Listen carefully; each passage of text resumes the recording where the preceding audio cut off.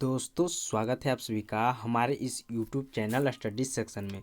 दोस्तों इस वीडियो में देखेंगे गोधुली भाग 2 का हिंदी का फाइनल एग्ज़ाम का रिवीजन वीडियो देखेंगे, जो कि बिहार बोर्ड मैट्रिक परीक्षा 2021 के लिए काफ़ी इम्पोर्टेंट प्रश्न है। दोस्तों अगर इस बार आप मैट्रिक परीक्षा 2021 का एग्ज़ाम देने वाले हैं तो इस वीडियो को शुरू से अंत तक जरूर देखें। और दोस्तों इसमें आपको जो है टोटल 25 प्रश्न कराएंगे और 25 प्रश्न में आपको पहले से कितने प्रश्न याद थे आप हमें कमेंट सेक्शन में ज़रूर बताएं। तो चलिए दोस्तों आज का पहला प्रश्न से वीडियो को स्टार्ट करते हैं। जल्दी से वीडियो को लाइक कर दीजिए। अगर चैनल पर पहली बार जुड़े तो चैनल को सब्सक्राइब कर लीजिए। देखिए दोस्तों आज का जो पहला प्रश्न है, कहता है श्रम विभाजन और जाति प्रथा के लेखक कौन है। तो दोस्तों श्रम विभाजन और जाति प्रथा जो पाठ है उसके जो लेखक है बाबा साहेब भीमराव अम्बेडकर है।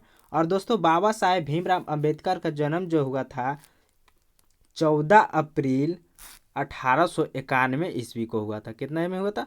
14 अप्रैल 1800 जो है 91 ईस्वी को हुआ था।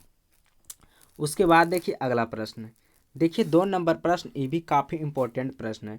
कहता है डॉक्टर भीमराव अंबेडकर का जन्म कहाँ हुआ था। तो दोस्तों डॉक्टर भीमराव अंबेडकर जो जन्म का हुआ था वह महू जो हुआ था मध्य प्रदेश में हुआ था। यानी कहाँ हुआ था? तो महू जो है मध्य प्रदेश में पड़ता है। उसके बाद देखिए अगला प्रश्न। देखिए 3 नंबर प्रश्न, ये भी काफ़ी इंपॉर्टेंट प्रश्न है। कहता है ऐसे ही लड़के आगे चलकर गुंडे चोर डाकू बनते हैं, यह पंक्ति कहानी के किस पात्र से कही गई है। तो दोस्तों यह पंक्ति जो है कहानी के जो है सेन साहब के जो है पंक्ति से जो है यह कहानी जो है लिखा गया है। उसके बाद देखिए अगला प्रश्न। देखिए 4 नंबर प्रश्न, ये भी VVI क्वेश्चन है, यह भी एग्जाम में आपका जो है पूछा हुआ प्रश्न है। कहता है सेन साहब की कार की कीमत है। तो दोस्तों सेन साहब की कार की कीमत जो है 7,500 है। यानी ऑप्शन है आपका जो सही उत्तर हो जाएगा। तो इसको आप अच्छी तरह से याद रखिए। चलिए उसके बाद देखते अगला प्रश्न।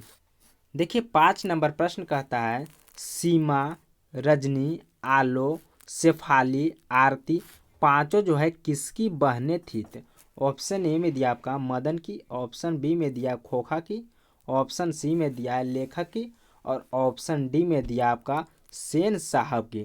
तो दोस्तों ये पांचों जो बहनें थी वह खोखा की बहनें थी। यानी ऑप्शन बी आपका जो सही उत्तर हो जाएगा। तो इसको भी आप अच्छी तरह से याद रखिए। उसके बाद देखिए अगला प्रश्न। देखिए दोस्तों 6 नंबर प्रश्न, ये भी काफ़ी इंपॉर्टेंट प्रश्न है। कहता है भारत से हमें क्या सीखे क्या है। दोस्तों ऑप्शन ए में दिया आपका निबंध, ऑप्शन बी में दिया कहानी, ऑप्शन सी में दिया भाषण और ऑप्शन डी में दिया आपका व्यक्तिचित्र। तो इस क्वेश्चन का जो सही उत्तर हो जाएगा दोस्तों ऑप्शन सी हो जाएगा, यानी भाषण। भारत से हमें क्या सीखे जो है क्या है, तो एक भाषण है। यानी ऑप्शन सी आपका जो सही उत्तर हो जाएगा। उसके बाद देखिए अगला प्रश्न। देखिए 7 नंबर प्रश्न कहता है मैक्स मूलर के अनुसार सच्चे भारत के दर्शन कहाँ हो सकते हैं। ऑप्शन ए में दिया मुंबई में, ऑप्शन बी में दिया दिल्ली में, ऑप्शन सी में दिया ग्रामीण भारत में और ऑप्शन डी में दिया कोलकाता में। तो इस क्वेश्चन का जो सही उत्तर हो जाएगा दोस्तों ऑप्शन सी हो जाएगा। यानी ग्रामीण भारत में जो है भारत के दर्शन कहाँ हो सकते हैं। तो सच्चे भारत के दर्शन जो हो सकते हैं भारतीय ग्रामीण क्षेत्र में जो है होते हैं। उसके बाद देखिए अगला प्रश्न। देखिए 8 नंबर प्रश्न, ये भी काफ़ी इंपॉर्टेंट प्रश्न है। कहता प्राचीन काल में दक्षिण भारत के लोग कैसा नाखून रखते थे। तो दोस्तों प्राचीन काल में जो है दक्षिण भारत के लोग जो है छोटे छोटे नाखून रखते थे। यानी ऑप्शन ए आपका जो सही उत्तर हो जाएगा। तो इसको भी आप अच्छी तरह से याद रखें। उसके बाद देखिए अगला प्रश्न। देखिए 9 नंबर प्रश्न, ये भी काफ़ी इंपॉर्टेंट प्रश्न है। कहता पुराने का मोह सब समय वांछनीय नहीं होता, किस लेखक की पंक्ति है।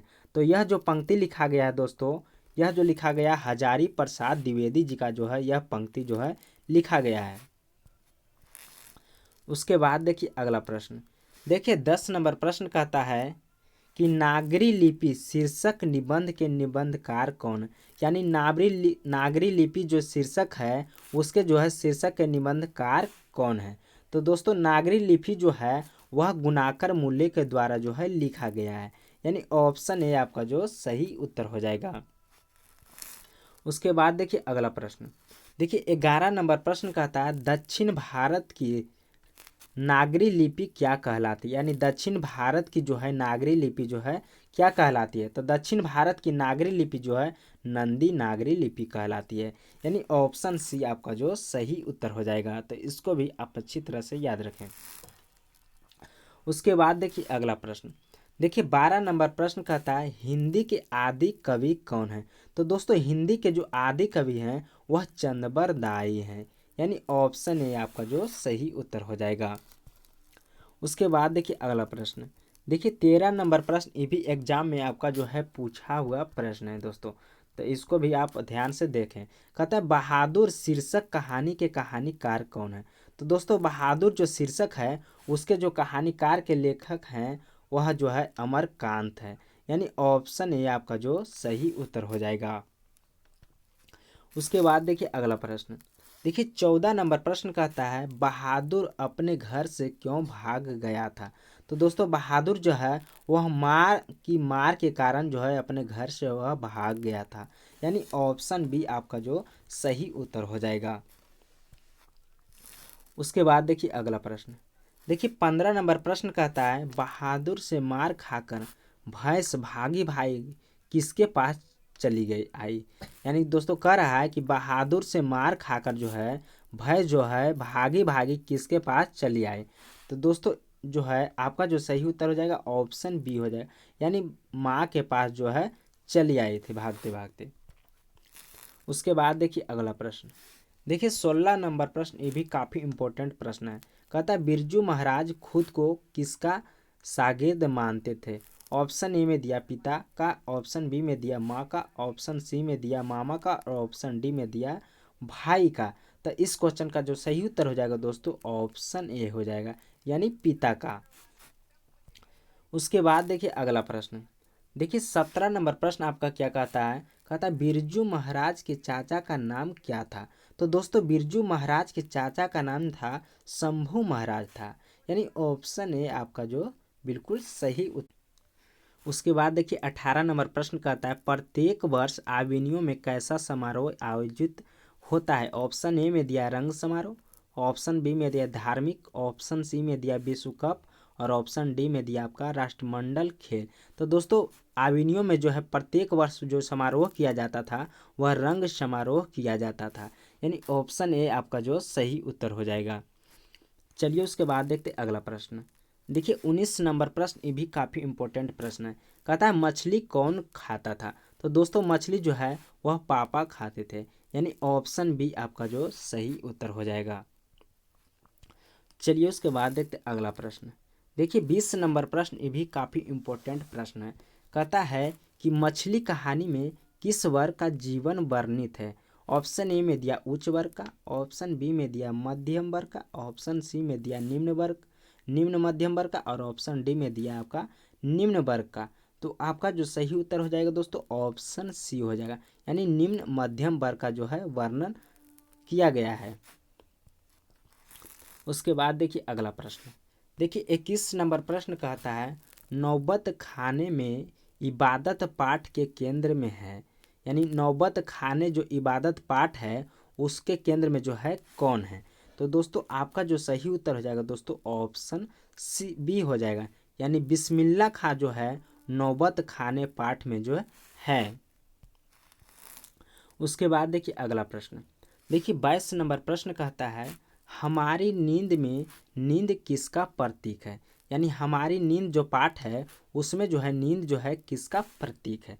तो हमारी नींद में जो है वह नींद जो है आलस का प्रतीक है, यानी ऑप्शन बी आपका जो सही उत्तर हो जाएगा। तो इसको भी आप अच्छी तरह से याद रखें। उसके बाद देखिए अगला प्रश्न, देखिए 23 नंबर प्रश्न कहता है अक्षर ज्ञान कविता में पंक्ति से क्या उत्तर जाता है। यानी अक्षर जो कविता है उसमें जो कह रहा है पंक्ति से जो क्या उत्तर जाता है। तो आपका जो सही उत्तर हो जाएगा दोस्तों ऑप्शन बी हो जाएगा, यानी ख जो है उत्तर जाता है। उसके बाद देखिए अगला प्रश्न, देखिए 24 नंबर प्रश्न ये भी इम्पोर्टेंट प्रश्न है। ये भी दोस्तों आपका एग्जाम में जो है पूछा हुआ प्रश्न, ये भी काफ़ी VVI क्वेश्चन है। कहता है मेरे बिना तुम प्रभु के लेखक कौन है। यानी मेरे बिना तुम प्रभु के जो है लेखक कौन है। तो आपका जो सही उत्तर हो जाएगा दोस्तों ऑप्शन ये हो जाएगा, यानी रेनर मारिया रिल्के के द्वारा जो है मेरे बिना तुम प्रभु जो है लिखा गया है। उसके बाद देखिए अगला प्रश्न। देखिए दोस्तों आज का जो लास्ट प्रश्न है आपका, कहता है कि मेरे बिना तुम प्रभु किस भाषा से अनुवादित है। ऑप्शन ए में दिया अंग्रेजी, ऑप्शन बी में दिया जर्मन, ऑप्शन सी में दिया रूसी और ऑप्शन डी में दिया फ्रांसीसी। तो मेरे बिना तुम प्रभु जो है वह जर्मन भाषा में जो है अनुवाद किया गया है, यानी ऑप्शन बी आपका जो सही उत्तर हो जाएगा। दोस्तों फिलहाल के लिए इतना ही, मिलते हैं अगले वीडियो में।